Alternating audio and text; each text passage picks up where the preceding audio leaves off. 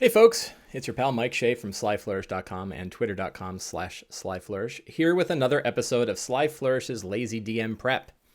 This is a show that I do roughly once a week, although I missed last week because I was on vacation, but I am back.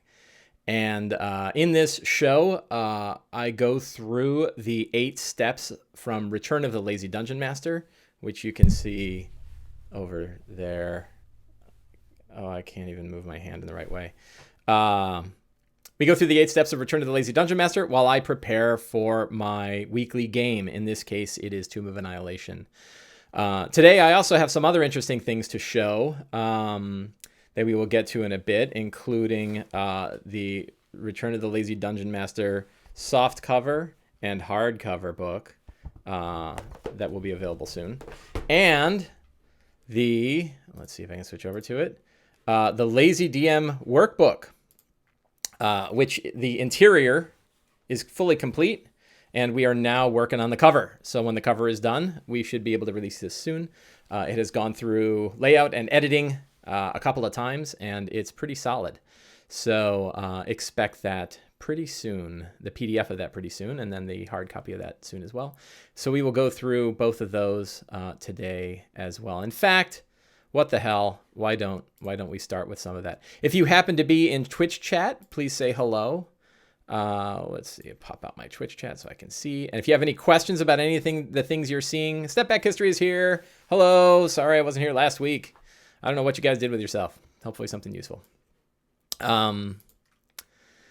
Say hello, and if you have any questions about any of the things you're going to see, anything about Return of the Lazy Dungeon Master, anything about the Kickstarter rewards, or any other parts of it, please ask. If you see me skip by something in the workbook that you want to see, that is perfectly fine as well. You can let me know and jump back, and then we will quickly go through my Tomb of Annihilation game in the last little bit. If I kickstarted, I already bought this, right? No. That's a confusing question. So if you back the Kickstarter and you backed at the $13 level, you will be able to buy any of the paper copies at the price of printing and shipping, which is about $6, a little less than $6 for the soft cover version, and a much steeper $16 for the hardcover. The hardcover is actually printed. The interior is different as well. The interior is printed using higher quality printing, so they both look great, frankly. So I'm not worried at all. I think the softcover looks really good. To me, the softcover is like the version I expect everyone that wants a paper copy will get. But if you're just a nut and you really want a hardcover version, the hardcover version came out really well. However, it's got one big error, and we've got to fix that. So here is the hardcover book, glossy cover. I was worried that because it's a 96-page book that it would look a little like Babar. Hi, Mom. My mom's in chat. Pixelscapes. Concerned when the first start cut off. Oh, did it cut off? Whoops. Yay, workbook. So I was a little worried that it would be thin, that it would look like Babar, but it doesn't look like Babar. It's a good thickness. But let me show you the clear problem it's got. The interior is great. Let me pull up a nice picture here. Here's an example of the interior. You can see, it's hard to show this on the camera. Really good looking interior art. Real thick. Really good stuff. Looks, nice good looking artwork in there. So, I like the hardcover a lot. I think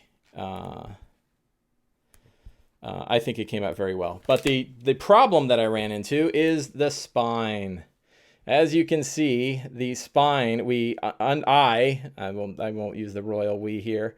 I miscalculated the depth of the spine, and when Mark Radel put the cover wrapper together, we thought it was a 2.5, roughly a quarter-inch spine, and it's more like 0.4 of an inch.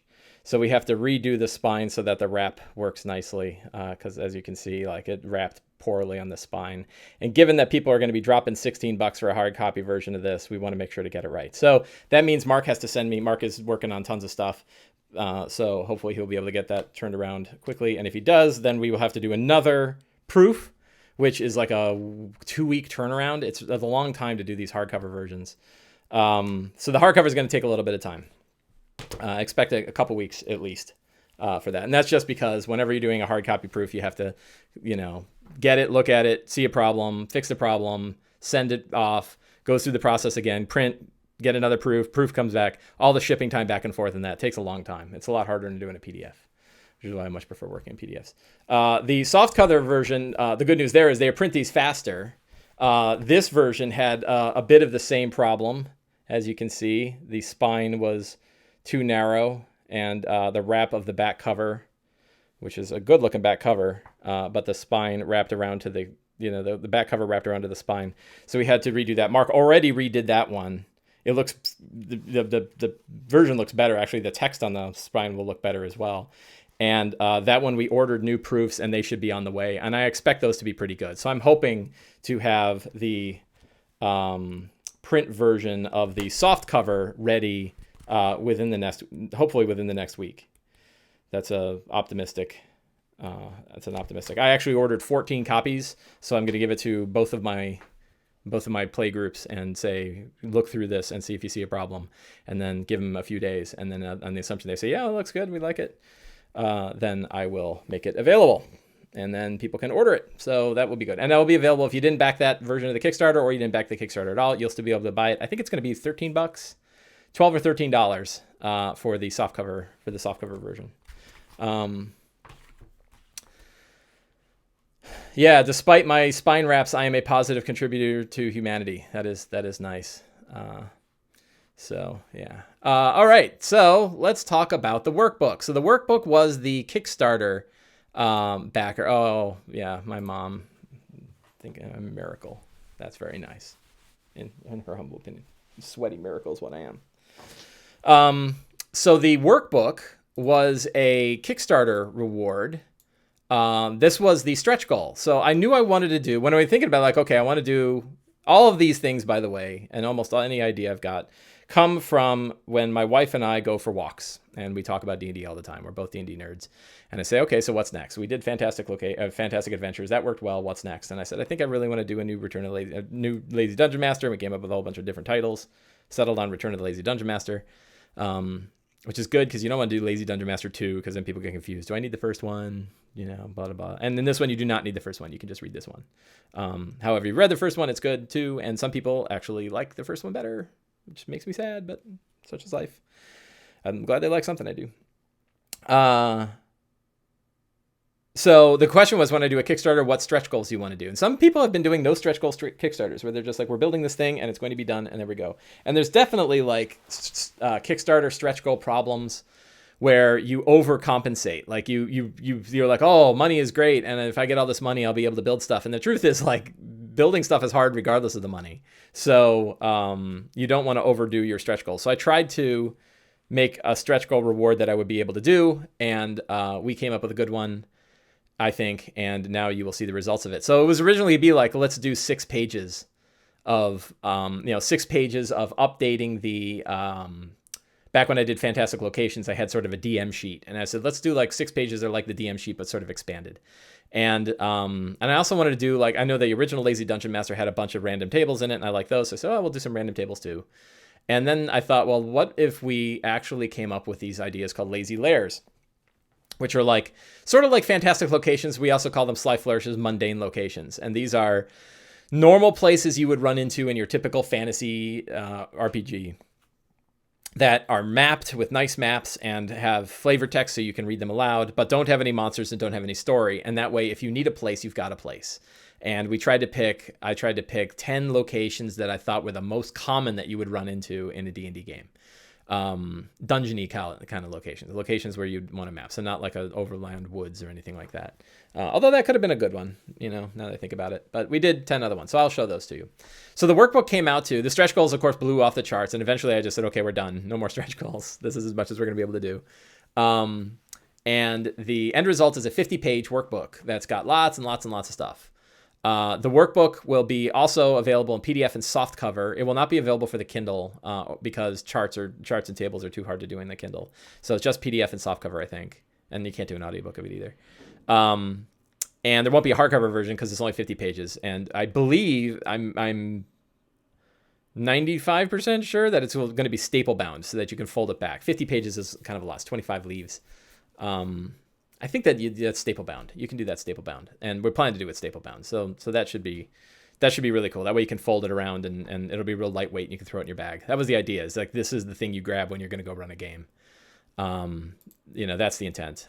So it's really designed to be like a 50-page Dungeon Master screen. Like, these are all the things you would want in a Dungeon Master screen. It also definitely has a Sly Flourish slant to it. So things that that I'm into, you're going to see in this book, even if not everybody isn't necessarily into it. And I'll give you some examples. So we have just a one-page layout. For this one was fun because everything had to fit on a particular page. So unlike Return, where you could just wrap and throw art at the end, this one, we really had to go back and forth and edit the text and get it so that it fit on particular pages. So there's a intro like about this book, how to use it, the whole idea of lazy DM prep. We have a one-page lazy DM prep process sheet. This is the basically a summary of all of Return of the Lazy Dungeon Master in one page. So it's all sort of inspirational ideas and things that you can do and what's in your kit. And if you prep for 5 minutes, just to it's a good summary to just go through and review what's in Return of the Lazy Dungeon Master. Not everything in Return is in this list, but lots of them are. So that's a nice way to sort of, get yourself fired up about what matters in a game. Then we have a fifth edition reference section. This is very much like a DM screen. It expands upon the stuff that was in the fantastic locations. Which of these is like a 50-page DM screen? This whole book that I'm showing now, Jen, is the 50-page DM screen. The Lazy DM workbook. So here, the 5th edition reference is really very DM screen-like. It is focused on 5th edition mechanics, and it has the following stuff. So we have skills and abilities. What ability checks tend to map out to which skills? I always lose track of them. I always lose track of what skills are even available. I'm constantly bringing up 3.5 and 4e skills. So just having a list of that in front of us is nice. Difficulty breakdown. What are the easy to impossible difficulty checks? Then the improvised statistics. This is a pretty popular chart, and for a lot of different reasons. It's given any particular level. What are the, and I had broken this down originally, I think by easy, medium, and hard, but then we decided to eventually go to level. So given a general challenge level, which is different than character level, I think I mentioned that up in here, right? Let's talk about. Use this table to quickly generate the level noted on the table does not necessarily correlate to the level of the player characters. It represents the level of the challenge, right? So it's possible that your players jump down the pit, and they're down on level 5 and they're level 3. They're going to hit the level 5 severity chart. So it has AC/DC, what's the armor class or difficulty check of a particular thing. If it had hit points, how many hit points does it have? So if it's a great big pillar that is firing rays from it, how many attacks are going to break down the pillar? Generally speaking, what kind of attack bonus will it have at a given level? And then damage levels for medium, hard, and deadly damage. So AC/DC, you say, yeah. Step Back History says you might actually buy this in print. So I think the original book can work pretty well as a PDF and certainly as a Kindle book and stuff like that. But I know people like the paper copy of that. But this one, I really feel like a paper copy is going to be very important. I know a paper copy. However, the nice thing about the PDF is if you read through this and you're like, I don't like any of these other things, or I only want page 6, you can just print the pages you want, which actually I've already done. I printed a few pages that I wanted to bring with me, and I didn't print all of them because I don't really need the lazy layers when I'm running Return of the Lazy Dungeon Master. This is worth the reference section alone. I hope so. By the way, the PDF on this will be about $5, and I think that the print version will be probably about 10. So it's reasonably priced, I think, for what you get in here. You'll see. There's lots of stuff in here. Actions and combat. This is one that I don't really care that much about, but when I did a survey from backers, many people said that actions and combat were something they really wanted. So I put that in here. Same with cover light and visibility. The minimum targets and areas of effect. This is to help with theater of the mind combat. Given the size of a blast, how many creatures can be expected to generally fall into this? That works. What breaks concentration? Another one that, like, you kind of forget about the things that necessarily break concentration, like environmental effects. If there's an earthquake or something blasts, you have that. But generally, everybody remembers some of this. But generally, it's something good to do. Conditions are like mandatory. We always need a list of conditions. I'm always checking it. Everyone's always checking it.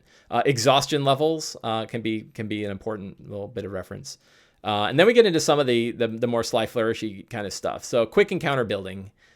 This is something I talked a lot about on Twitter. I've written a lot about it. I wrote a D&D Beyond article about it. And it's just a quick reference to get a general gauge of monsters to characters and how difficult that is going to be. Step Back History says, I forget how concentration checks work approximately 150% of the time. Yep. So do we all. So this is the quick reference for... Nullzone says, I mean, DM screens cost what, $30? Yeah, right. A DM screens are pretty expensive, and this will be 10. So, and I don't like DM screens because I don't like to put something between me and the players. So that's one of the reasons why I build books like this. The inspiration for this book, by the way, was that 13th Age had a GM screen book. So if you bought the 13th Age GM screen, you also got a book included in it. And the book had lots of really like interesting 13th Age isms to run. So, it was a good one. And I based this not specifically, but loosely on that idea of like, what's a reference book that you can bring? Nullzone says, this is practically a steal. Yes, I think so. I'm selling it to move, as they say. I'm certainly making a profit on it, but I also price it low because to me, it's important that this gets out in people's hands. I want people to be able to get it. So that's why Return, which I think is this was a lot of work. This is a year. It took me a year to write this and put it together, and it's got tons and tons of art. This is it was an expensive book to produce, and I'm selling it for $8 in PDF and like $12 in soft copy, when it could have been 15 and 20 easily. But I did it because the original book was $6, and I want people to be able to buy it. And it was funded on Kickstarter, so it paid for itself already. I don't need to earn a certain amount of money back before I make a profit on it. It's already earning a profit. Quick encounter building. How do you roughly gauge? And boy, the whole thing with encounter building on this is rough. This is not a good. Sly Flare should use the term. Oh shit, is now Osmills. I am doing well, Osmills. Hello and thank you. Where can we find it? It is not available yet. Sorry, it will be available soon. We are doing the cover. As soon as we get the cover ready, the book will be available for PDF, but it's not available yet. So this is a sneak preview of what you're going to see, but the interior is done. So encounter building, blah, blah, blah, blah, blah. Running large note. Yeah, I have to go with soon and all this stuff because spine printing errors, add 2-week delays, 3-week delays in some cases. So, little stuff like that is a real pain in the ass. Running large numbers of monsters. So this is something that is sort of buried in the back of the Dungeon Master's Guide and also in the back of the OGL specs for how to run large numbers of monsters at the same time. I think it's important that we as DMs are not limited by the number of monsters we can run. I think if you fight 100 skeletons, you should be able to fight 100 skeletons. So this is a complicated section of the book that requires some reading. But once you kind of figure it out, it means you can say like, here's 1,000... you are attacked by 1,000 crawling claws, and you can actually run the math and figure out like how much damage a character is going to take if 200 crawling claws attack them. You can figure that point out. And then there's a section here on pooling hit points, which is not really in any other 5th edition stuff, but is a nice hack for being able to run large numbers of monsters. Yeah, Jen, it's a pain. I'll show it to you again just so you can feel the pain. That sucked, and it means having to go back and redo the whole wrap, and it's 3 people have to work on it, and then you got to mail it off, and I'm happy to have a hardcover sitting around, and that can be my sample set, but yeah, it hurts. So running large numbers of monsters. Madness. I'm the only one that cares about madness, but damn it, it's my book, so I'm putting madness in it. So we have both short-term and long-term madness effects because I love madness. It's one of my favorite abilities. It's so flavorful, and it's a great way to, like, even if you're a high-level character, a charisma saving throw or going mad is a serious detriment. And both of my groups are like, oh my God, Shay with the madness checks, but I love doing them. So damn it, there's a page in my book with madness stuff in it. Then we get to the random tables. I think this is one of the more useful sections of the book. A whole bunch of different random tables, which we'll go through now. So I have a giant page full of random names. We have sort of your given names and your surnames, and you can sort of pick from all of these. I think there's 300 of each. Roughly 250 to 300 of each of these. So there's a lot of names on here, and you just go grab a name. We had tables and stuff, but the tables took up a lot of space, and it was just easier to list them all out. So they're not in any order. Grab a name, grab a last name. You can grab the last names and sort of split them apart and turn them into like the names of taverns or whatever. We did actually go through every single one of these and read them to make sure that they weren't totally stupid. So how do I feel about madness mechanics after recent discussion of mental health concerns of the fantastical versions of madness? Let's go with this.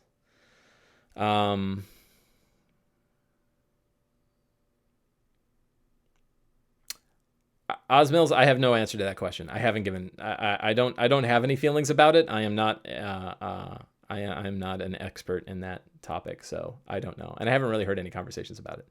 Maybe I'm just sheltered. But I like the madness effect. Hang on one sec. I got a cough. Traps. So you'll notice with the random tables, they are more than just like a 1 to 20 roll a random check. They are you can roll multiple tables, and you can roll some tables multiple times, and you can come up with a lot of crazy stuff. So in this case, a random trap has a type, a flavor, and a trigger. And you can, for example, combine two types and flavors and triggers together. So you can have, fiery bear traps and sleep-inducing spears that are triggered by a jeweled crown. And you can come up with these really like deep, complicated traps by rolling multiple times on multiple tables. I probably should have flipped these two. Flavor and type should probably be split, but it works well enough.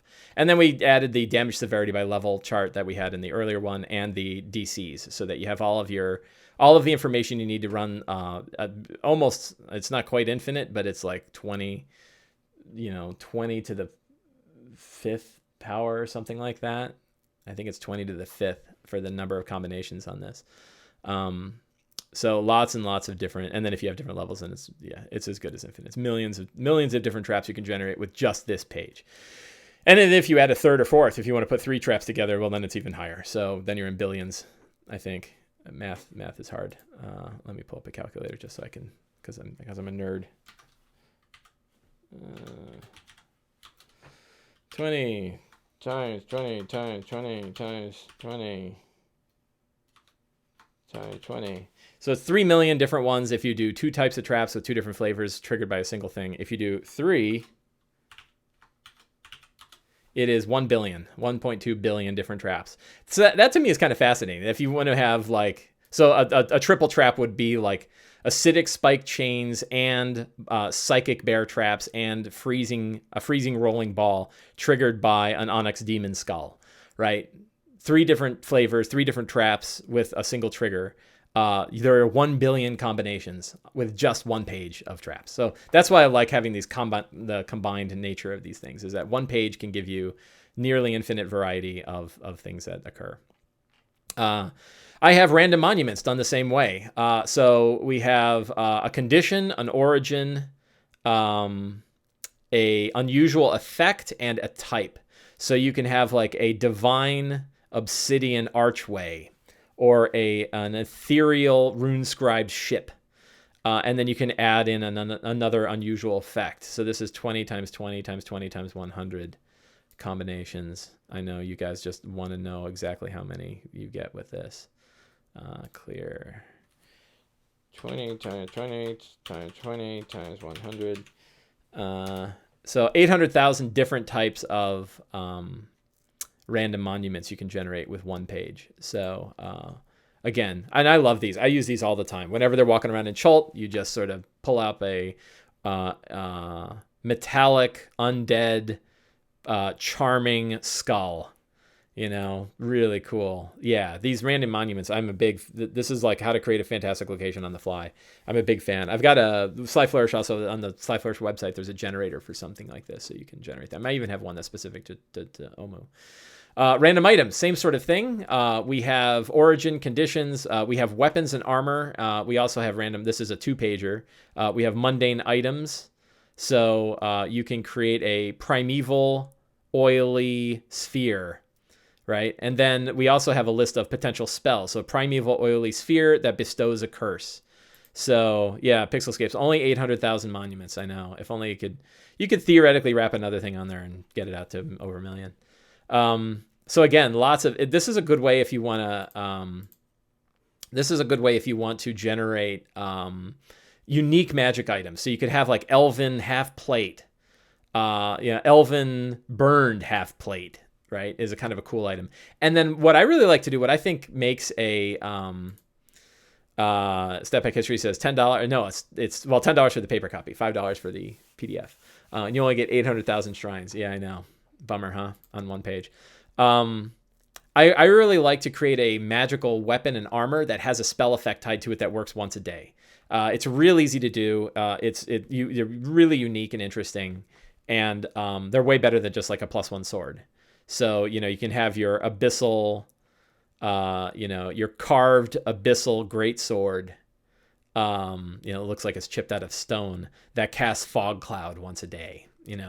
That's a neat evocative item. You can think of a story immediately, really cool. And then if the mundane items are cool because you can have like a one-use thing. So you can have like a vampiric smooth flute that casts Charm Person, right? Once. And in this case, if you tie it to a mundane item, maybe it only activates once and then it's burned out.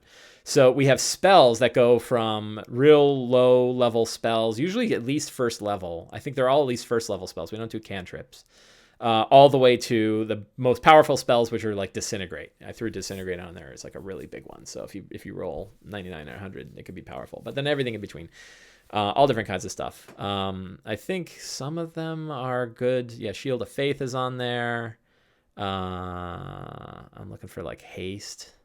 I don't see Haste. Yeah, Haste is on there. So there's some of them are beneficial. Some of them are like buffs, and then some of them are attacks. Add your own random color generator and you get 1 million shrines. Yes, I could have done a color.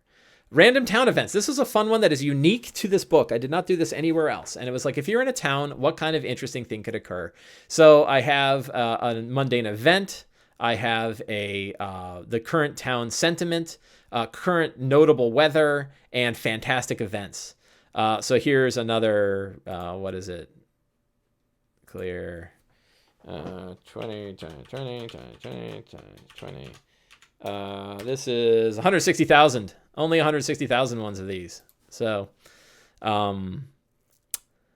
what's the event that occur? You could have a parade of vanquished foes, and the town sentiment is joyful and it's humid, but also the dancing dead come to life.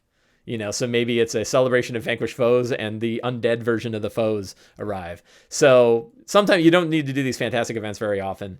Those are rare, but these other ones could be pretty common. And many times you probably wouldn't even want to roll on the weather. Cool name that shrine's Mike. Just flip a coin and name half of them. Mike Town. I like that place. So random town events are a fun one. This is a good one if you need like inspiration for a strong start. Like if they enter the town, what's going on in the town? And the idea that there's like the death of a noble lord and everybody is joyful tells you something about the town, versus everybody being melancholy. They like the lord, they didn't like the lord, that kind of stuff.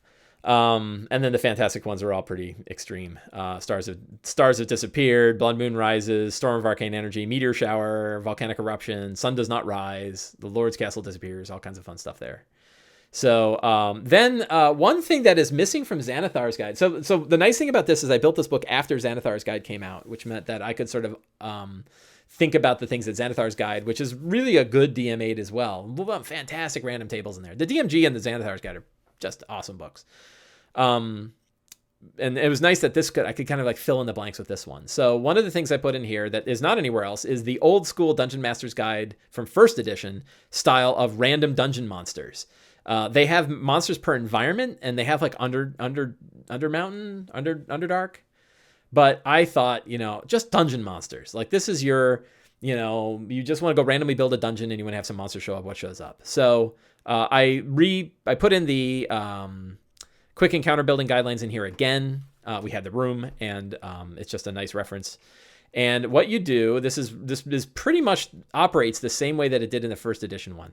You choose what level the dungeon is on. So say you're on dungeon level 7, right? And then you roll a d20. And if you roll like an 8, you would then go to monster table 4, right? And that's monster table 4 is here. And then you roll a d20 and you get like were-rats, right? And that would tell you that the encounter is were-rats. So we have, dungeon levels down to 16 plus. And the deeper you go into the dungeon, the more likely you are to hit monsters that are high CR. But it's a big random table. So there's a lot of flux. I need to reread Xanathar's guide. Yeah, step extra. You listen closely in the room, you hear, "Oh, hi, Mark." Who hears that? Is that Mike Town? Is that Mike Town? So we have challenge ratings from CR18 with like your flying snakes and your bandits, all the way to your CR16 pluses with your pit fiends and your liches. These are all OGL or OGL? Yeah, OGL monsters. So anything that was in the OGL we could put in here, and we were pretty careful to make sure we only have OGL monsters in here. So, but they're all monsters you could find in the monster manual.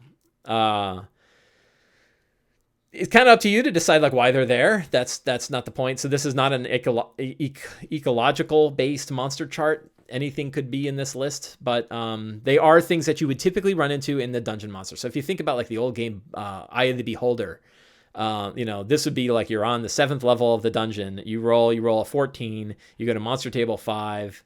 And you roll and you get winter wolves. Like, why the hell are winter wolves down here? Well, then you might think it up. You're better off rolling on all of these tables while you're doing prep, not while you are, not while you're running the game. You can do it while you're running the game. I've done it before, but with prep, you can do things like, well, now maybe the level is icy, right? Because these winter wolves are wandering around it, some stuff like that. So in a third location, we probably overdid it with the encounter building guidelines, but this one, we actually have it where you don't have to do the math yourself. And if you have the number of monsters per character or the number of characters per monster and the level of the characters, you can see roughly how many of those monsters, or you can see the challenge rating of the monster. So if you have a 12th level party, let's do it today. So our group is 9th level. And if they're going to fight, enhanced flesh golems. Let me look this up here. My flesh golems are hard too. Flesh golem is challenge rating 5. So how many flesh golems works well for a 9th level party? So we can go out here and we see that 4 is 1 monster per character, up to 7 for 1 monster for 2 characters. So somewhere between 1 per character and 2 per character, or 1 per every other character, is about right. So if I think today I've got 5 people coming. So that's probably 3 flesh golems you could probably take on, give or take. So that's how you sort of gauge it, right? It's like how many is, and this is sort of on the edge of hard, right? It's roughly hard level. Although frankly, at higher levels, it's not that hard. So when I beef up my flesh golems, they hit like freight trains, and having to fight 2 flesh golems and another guy can be tough. So this is all rough gauge. Like the hard thing with all of this, and I even say it here, like your experience, here's the most important one. Your experience as a GM will eventually be better than any gauge of this chart you're going to find. So as you get to know your characters, as you get to know monsters and how they interact, you're going to come up with better encounters than you are from any dumb chart. So don't hang on to any chart too tightly. But I always get people that are like, well, what about 3.75? And you're like, man, round up, round down, doesn't matter. So here's another Sly Flourishism. I have a two-page guide for running Theater of the Mind combat. So this is all of the stuff that I could get and to try to pack into a 2-page guide on how to run Theater of the Mind combat. I think I used to be able to do this in 1 page, but I wanted it to be a little bit more of a guide. So it talks about guidelines for GM, guidelines for players, how to handle movement and distance, positioning, opportunity attacks, how do you handle areas of effect. Remember, this is on the reference page too. How do you handle locations, features, environment, and terrain, randomly selecting targets, identifying traits to identify enemies, and going big with descriptions. So all the stuff you need to be able to run combat without necessarily using a grid. I tried to put on this two-page section. Again, I think only a small number of people will use that, but damn it, it's my book and I'm putting it in there. Connecting characters. This one was late to the show, but it was really important that how can we help get characters all interconnected? So I have about 5 paragraphs in here on how to connect characters together at the beginning of an adventure or at the beginning of a one-shot. And you have are they, apprentices to or siblings of? I do have a game today, Mom, and I'm totally not prepared for it because I'm talking about the book. But that's okay. I'm using Pixelscape. So what did you do last game instead of this is what I should have used last night in the game instead of Fight Club. Yeah, so that I don't think you need Fight Club when you have this. And frankly, those little rules of thumb, you can put them in your head and just sort of gauge it. Our own experiences gets pretty good. The better we are as a DM, the better we go. So I have both character connections that you and another person escaped together, or a group connection. You are all religious investigators, or you're all part of the constabulary, or you're all divinely inspired. So you can sort of do a group connection that's real fast and everybody's part of a thing, or you can do individual connections and go out. So we have a page on that, and then we come to lazy lairs. And lazy lairs there are 10 of them. These are the common locations that you might find in a dungeon, and you need a quick map, and you want a description. This is very you're improvising a game. Yes, Mother, I know I have a game, but I'm talking about my book. So we have 10 of them. Castles, docks, sewers, catacombs, caves, cellars, a dungeon, mines, temple, and wizard's tower are the 10 locations that we came up with. So each of them has a description with area aspects. These are, if you're familiar with Fantastic Locations and Fantastic Adventures, these make sense. And then some read aloud text so that you can just read right off the page and you're good. So the castle was a big one. So it's got 28 rooms and a big two level map. Nice big bright color map.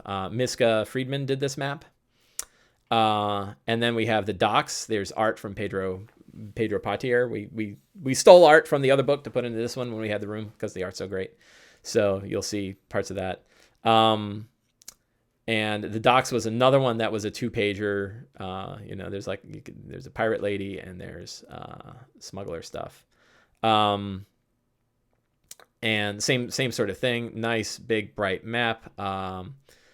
This was done by Elvin Tower. Did this? Elvin Tower has been doing tons of maps on his Patreon. You should check out his Patreon. He and I were runners up for the silver Ennies. And his work is fantastic. And he did a bunch of the maps in this. I think he did most of the maps in this. So sewers, there's another, this doesn't really fit, but whatever. Sewers, this was done by Daniel Walthall, another fantastic cartographer. So we had 3 different cartographers that worked on this. Miska was only able to do the castle map, so Daniel and Elvin Tower did the other maps. And I think they're awesome. So big sewer. This is a multi-level sewer, and it's got flutes and stuff that kind of push water into various areas. There's a little hag's lair in here, a little thieves area in here, side view of the central tunnel. Did you finish your game prep yet? So catacombs, all the rest of these are 1 page each. And so the nice thing is you could print a lot of these on one sheet, many of them. The first 3 you can't. Sewers, docks, and castles are 3 total pages, but everyone else is 2 pages. So you can theoretically print front and back and take it with you. Catacombs, this is one of Elvin Tower's maps. And it is all kinds of crazy stuff, big giant skulls and weird skeletons of big monsters, and lots of crypts and stuff down here. All of them have multiple entrances, I think. So they usually have a main entrance, but then there's often other ways that people can get in and out. This one's got sewer exits and stuff like that. So theoretically, I think maybe not all of them. This one doesn't. I don't know that this one has another exit. Generally, I try to have them so that they all have multiple entrances and exits, and that they all interconnected in some way. You could interconnect them if you wanted to. The caves, for example, has a castle entrance and another entrance and a sewer. This one's got 3, so this one's got lots of entrances. And each room has some kind of interesting feature to it, like a subterranean waterway, or a big deep pit, or a weird obelisk, a couple obelisks in this, weird bestial lair, an island, big cracks in the earth. So we did lots of stuff to make these interesting. The cellars are like everything from the cellars that you would have to Underground Tavern to and I think was it Jen? I think it was you who said like make sure to have a toilet in your castle. Everybody poops. And so we have a place where the nobles can poo right here in area 25. Let's see, 25. Toilet. See? Everybody poops. Nobody poops in the caves, though. Just poop wherever you want. Cellars. So this is everything from a bestial cellar to a thieves guild, the murderous butcher and regular cellar. So this one you could actually like take whatever piece you want. This could really be 3 or 4 different smaller layers together. So, that works. Oh, I forgot. Yeah. So Jen, Pixelscapes here in our Twitch chat, she went through the painful process of taking every one of these maps and getting them so that they fit into Roll20 and Adventure and Fantasy Grounds. So along with this book, if you buy the digital version of the book, you will get a map pack where all of these maps are pre-formatted to fit in Roll20 or Fantasy Grounds.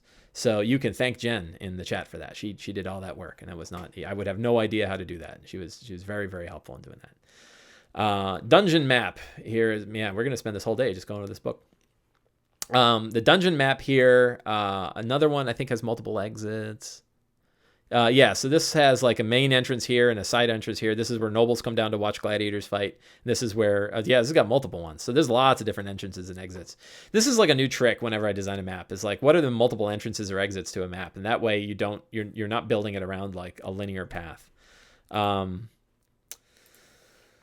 So then mines, another, this one's got many, many, many entrances, 4 different entrances on the front, plus a bunch of Underdark entrances. So this is your typical dwarven mine. And your temple, this one has multiple entrances and exits. Big temple complex. I designed this one so that could be either... this could be either underground or an above ground temple. So I wanted it so that you could kind of use it in either way. So I didn't really describe what's above it or whether it's above ground. So that was a little tricky to do. But this one has secret entrances. Here's a stairwell in area 12 that takes people up and down. I think there's another one here. Area 6 has an area we can go down. So the idea is this could be connected to the catacombs of the caves or any of the other ones. So you could build like a whole big multi-layer dungeon out of this stuff. And the Wizard's Tower was a lot of fun. This one's multiple levels. Again, we didn't define it as necessarily being a circular tower, a square tower, or even just a series of chambers that are embedded in the ground. I don't know that he has a place to poop. I'm worried. I don't think he's got maybe he could technically pee down the sewer over here in Area 9. The neat one about this is there's actually multiple ways to get through the whole tower. So you can go through the stairs that he or she, the wizard, whoever the wizard is, uses. But then the wizard also has this like alchemy lab and has a big sewer entrance, like a big grate that goes all the way through the whole level. So you can get to it on level 1 and then climb all the way up top to get to level 3 and then use level 3. This one also has an extra planar space. Elven Tower did this. So there's one section where there's a whole separate room that sort of goes outside the tower where treasures and stuff can be kept. So that's cool. And then we have the fill-in pages. So with the fill-in pages, we have 4 of them. A session worksheet, a character tracker, an NPC tracker, and a campaign planner. So if you want to plan your campaign using the session notes, so we could use this, for example, for Return of the Lazy Dungeon Master. Who are the characters? What's the strong start? What scenes? What secrets and clues might they uncover? What fantastic locations might they discover? What NPCs might they meet? What monsters might they face? What magic items might they acquire? That's all in here. We have one thing I just thought about. I might have Eric change is these lines are really, really dark, so I might use light gray lines for these. I'll have to mention that to him. The character tracker, this is to track your actual characters, write in their names. It's a little bit, we probably squeeze 6 in there. It's a little bit narrow. Worst case, print 2 of them off and do 2 pages. I wanted to have lots of room to write all sorts of notes in here. I tacked this all on the Lazy DM, on the Fantastic Location sheet, which many people might like. But I want to have this separate. Also, we're probably going to give away all of these worksheets. This whole last section of the book, I'll probably just give it away to everybody. We'll be available on Sly Flourish. That way people can print as many copies as they want. Character tracker, NPC tracker, same sort of thing. What are the NPCs that matter? Campaign planner. What's the goal of the campaign? What makes it unique? What are the moving forces? This is your fronts. And then this is all OGL licensed. So that is the 50-page preview. Went through every single page of the Lazy DM's workbook. So I hope you like it. I'm very excited to put it out. It was fun to do. We did it sort of in parallel, a lot of it. So I took a sabbatical for a month to write Return of the Lazy Dungeon Master, and then I took another 2-week sabbatical of like a few months later to do the workbook. So we spent a lot of time on it. Step Back History says, want. Yes, I want to give it to you badly. So I'm excited for that. So I now have 13 minutes to prep a game. So I am not going to go through the 8 steps. Let us quickly. I hope you enjoyed the preview. So now, all right. Quick summary. The characters are ripping through the Tomb of Annihilation, or the Tomb of the Night Gods. They almost died. I totally chickened out when they went into the room with the three chests.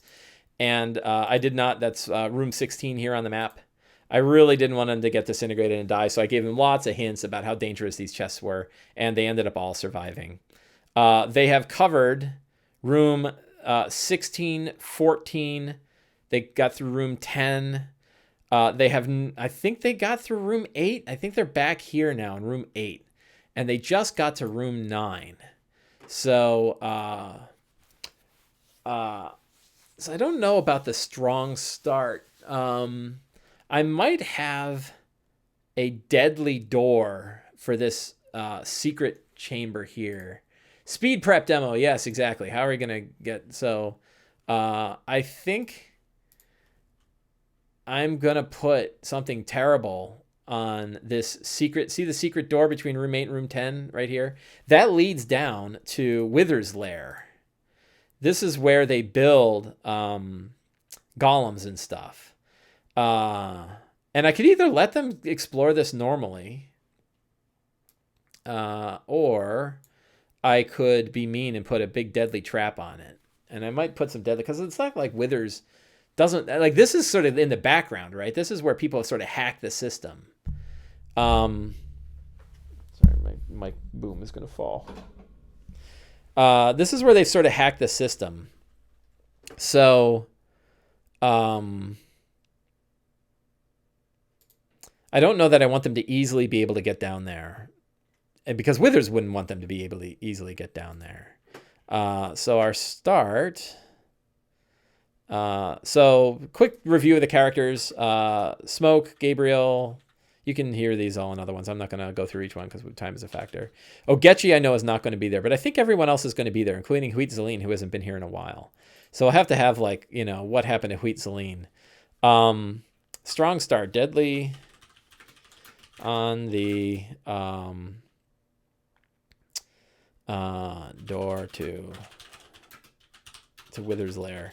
All right, in chat, Twitch people, whoever has a 20-sided die around, please roll for me 5d20 and give me the individual results.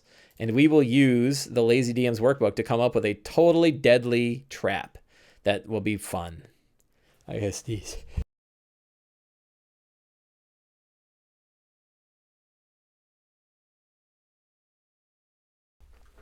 Glad I got to turn the mic off for that. I'd have blown the mic. I need 4d20.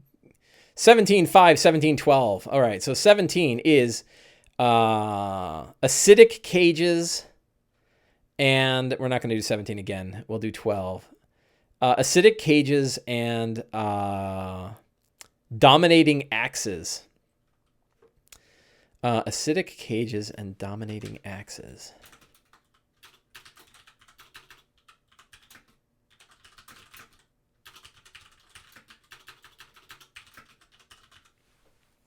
Well, that's interesting.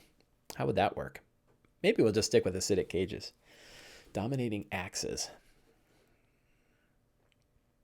Because how do axes and cages work? They could have like axe blades, poisoned axe blades. Oh, so okay. Here's how this trap works. So there is a very delicate clockwork And what was the last one? 11 on the trigger. A golden angelic statue. So we'll have a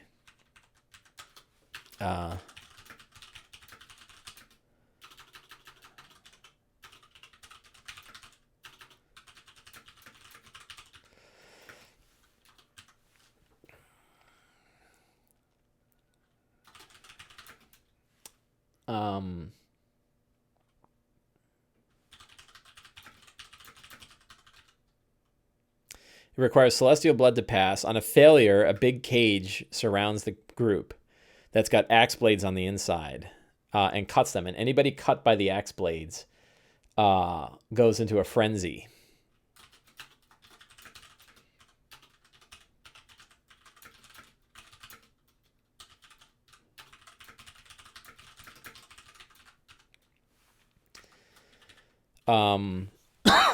While dripping them with acid.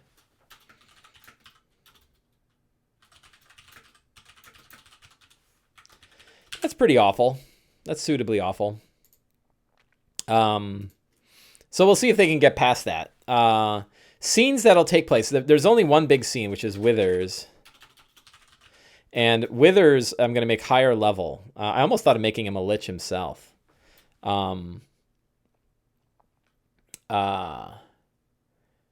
Because he's like a pretty powerful spellcaster. So maybe a lower level lich. Or a lich without his legendaries or something like that. And he has two Tomb Guardians. A Dark Elf with necrotic blades. And a Orc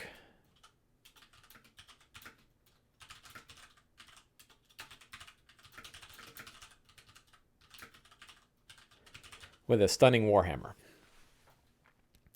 Where are all these fantasy villains getting all the acid from? That's a good question. I don't know where they get their acid.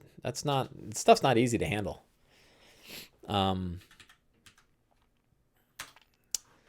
So I got a strong start. What are some secrets and clues? I had a really interesting one. Oh yeah, that this whole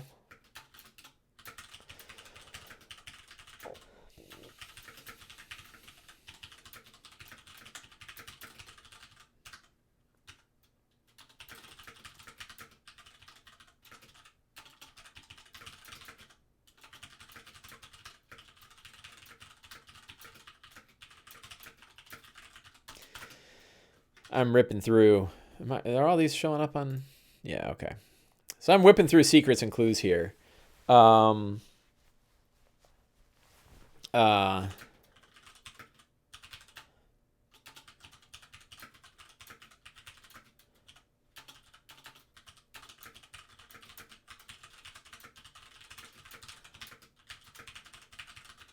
I like the idea that the Tomb Guardians... So one thing about Tomb Guardians is I think it's very interesting to make them each unique because they are all built from the remains of adventurers. So the idea that they could be built from orcs and adventurers and elves and halflings, each one of them is sort of different and they have sort of different abilities.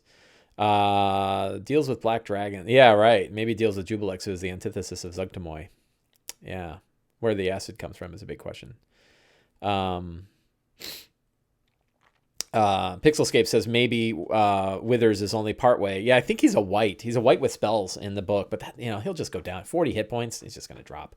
So I think we're going to make him more powerful. And I think the idea is like he's not really a guy you should fight, right? Like if you face him, he'll let you go. He'll just like, how'd you get down here? And tell me what you think of the trap so far. And is it working? He's kind of like wants people to know.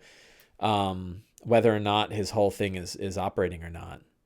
What other important secrets are going on down in here? I'm going to steal secrets from the last game, if there's any that really... oh, well, that's a secret, right? Withers...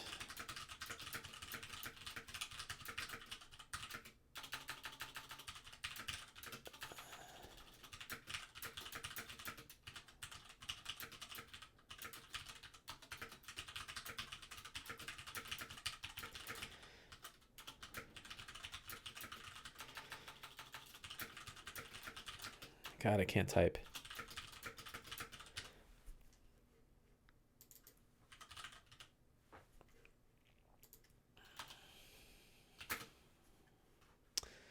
What else?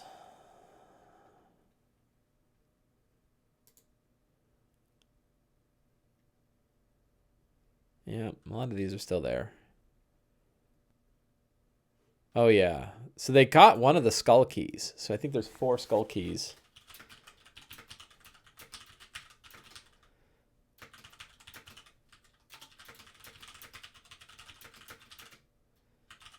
So the first one was just a skeleton, but they're going to get more powerful as they face them. So I think that'll be cool. Maybe they'll get another skull key this week. Well, it depends. I think the idea is that they'll get a skull key along with one of the tombs. 1,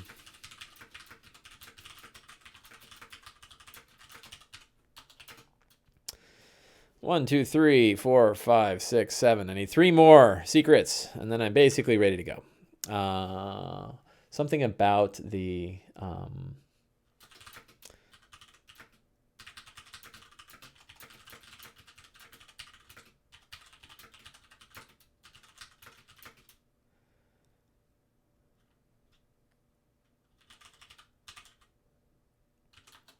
Stone Sisters have a lot of spies.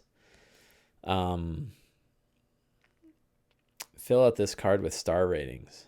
Yeah, exactly. He'll ask for Withers will be like, could you please fill out your survey? We want to know how well the tomb is working. Yeah.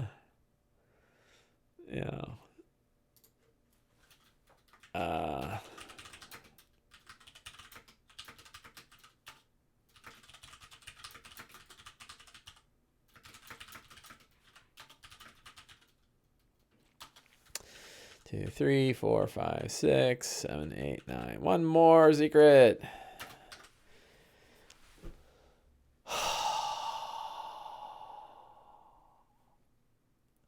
Oh, I'm having trouble with the fact that I already have people possessed. And I think they might try to push some of the possessions out.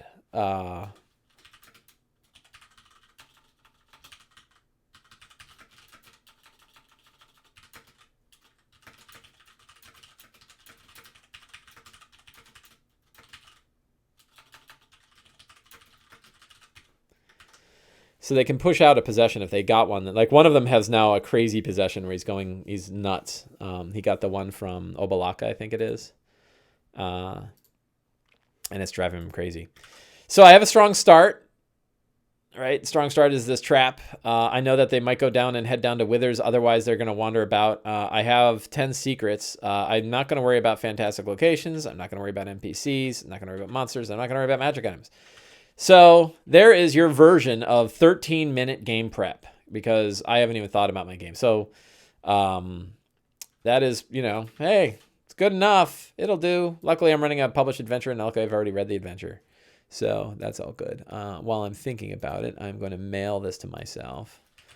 So I have my crappily done notes. This is probably, that was a little light. Like, given I haven't played in 2 weeks, I probably should have done a little bit more work. But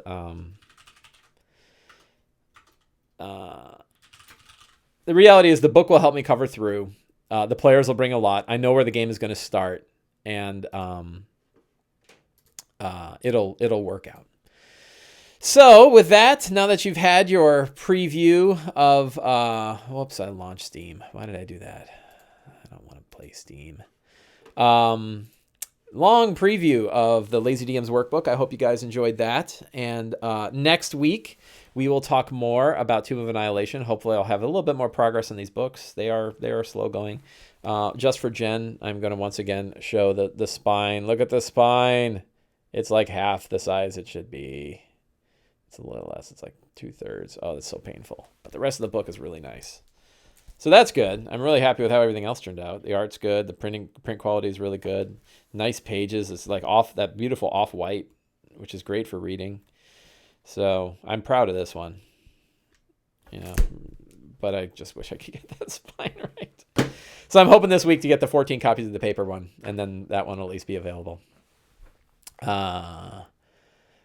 JC Jess says, thank you for dedicating so much of the prep today to the preview. I hope you enjoyed it. Yeah, I wanted to do that. Somebody had asked for that, and I wanted to do it, so now people can see it. I can even post that and say, hey, if you're interested, if you want to see more about what the workbook looks like, here's what the workbook looks like. I can even put on the page for the page where we're going to sell it.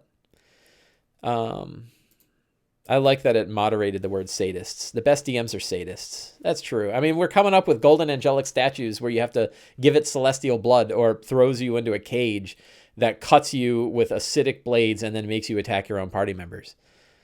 You know, how terrible is that? My friends, I must be off. I hope you have a wonderful day. And if you're watching on YouTube, thank you very much. And for those of you in the chat, I hope you had a good time. And I will see you guys in a week. Have a great day.